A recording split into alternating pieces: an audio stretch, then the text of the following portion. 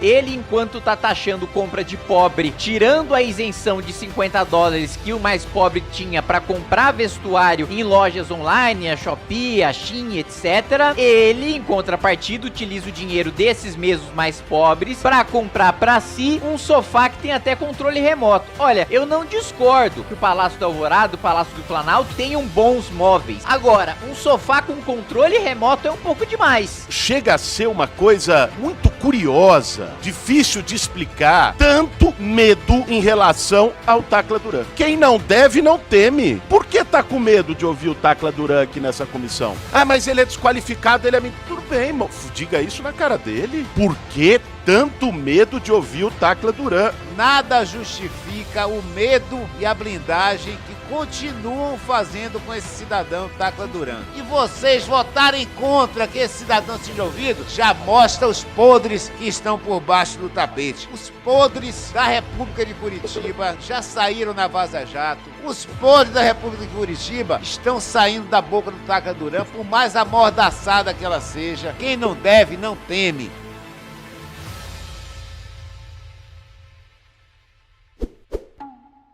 Pessoal, vocês ouviram agora o Guilherme Boulos e o Jorge Sola, né, falando na Comissão de Fiscalização, querendo convidar o Tacla Duran para prestar um depoimento, um testemunho na Comissão de Fiscalização. Quem é esse sujeito, né?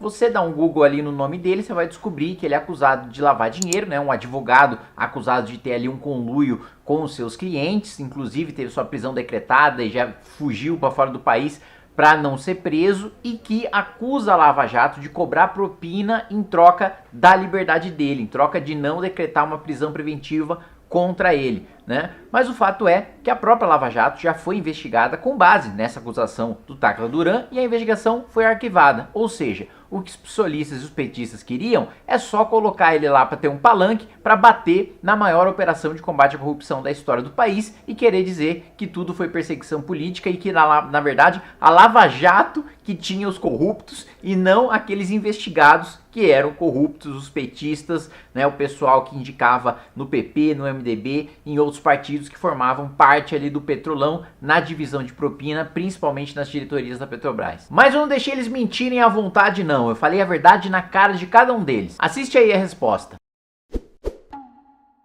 Vamos abrir por 3 minutos antes da votação, em seguida passaremos à votação do deputado Kim. Senhora presidente, realmente a gente vivendo uma inversão de valores ou uma tentativa, foi falado aqui sobre sanha persecutória aqui para convocação de ministros do governo Lula. Eu fui membro da Comissão de Fiscalização durante quase todo esse período de governo Bolsonaro. Aliás, foi de minha autoria o requerimento que pela primeira vez desde 1985 foi convocado um ministro da Defesa, né, em qualquer comissão, e no caso foi na Comissão de Fiscalização e eu fui o autor deste requerimento. Também fui presidente da Comissão de Educação e lá nós convidamos e esteve presente por 4 vezes o ministro da Educação. Então, o argumento de que, né, a convocação, né, nesse governo está sendo demais, está sendo exagerada, não se sustenta porque era exatamente o que a oposição em relação ao governo anterior fazia.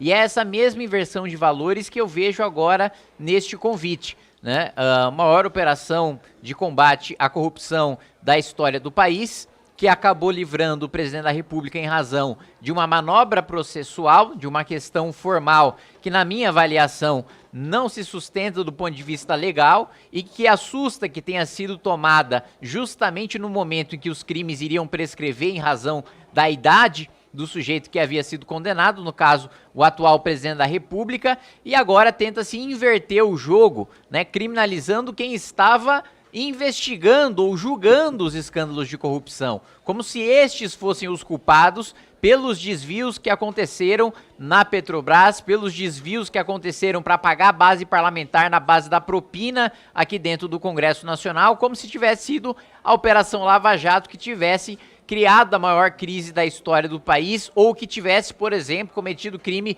de pedalada fiscal que nos levou às ruas e levou a derrubar a ex-presidente que criou a pior crise econômica da história do país, que foi a presidente Dilma Rousseff, cujo governo foi protagonista no maior escândalo de corrupção da história do país, que é o Petrolão. Apesar do presidente Lula discordar e dizer que foi o orçamento secreto, mesmo chamando ministros que receberam 350 milhões de reais em orçamento secreto, nas próprias palavras do atual presidente.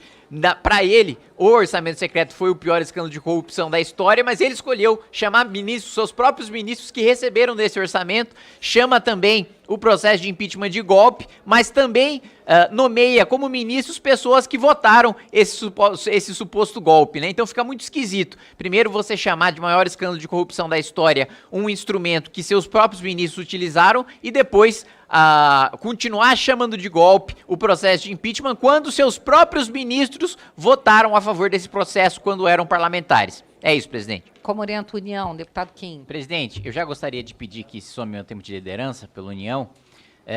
E acho que já ficou muito claro aqui o que a gente está discutindo, é o requerimento de convite do Tacla Duran, que faz acusações graves contra a Operação Lava Jato. Mas, né, tanto o deputado Dallagnol como o deputado André Fernandes propuseram um acordo de que, e inclusive eu orientaria sim para a presença do Tacla Duran, caso eles aceitassem este acordo, que é de que nós chamássemos o Tacla Duran aqui, ele dá o seu depoimento, ele fala o que quiser, e em troca, né, os deputados de esquerda, né, aplicassem o mesmo peso da balança e assinassem a CPMI do dia 8. Eu acho que ficou muito claro aqui quem tem medo do quê. Se esse acordo está sendo proposto pelo Dallagnol ou pelo André Fernandes, isso mostra que não há receio de nenhuma das partes de que o Tacla Duran seja ouvido. Agora, estranha, cheira mal, o próprio PT, que foi um dos primeiros partidos a ter iniciativa de protocolar a CPI do dia 8 e depois, com ordem do Lula, desistiram dessa CPI, inclusive fazerem pressão para os deputados tirarem a assinatura dessa CPI e não aceitarem um acordo. Ou seja, de um lado, não há receio de se ouvir o Tacla Duran. De outro lado, há receio sim que haja investigações em relação ao dia 8. E, na minha avaliação, não só omissão criminosa por parte de membros do governo federal deve ser apurada, como também dos próprios invasores, seus influenciadores e seus financiadores. Tudo isso precisa ficar esclarecido. Me estranha muito o governo ser contra essa CPMI.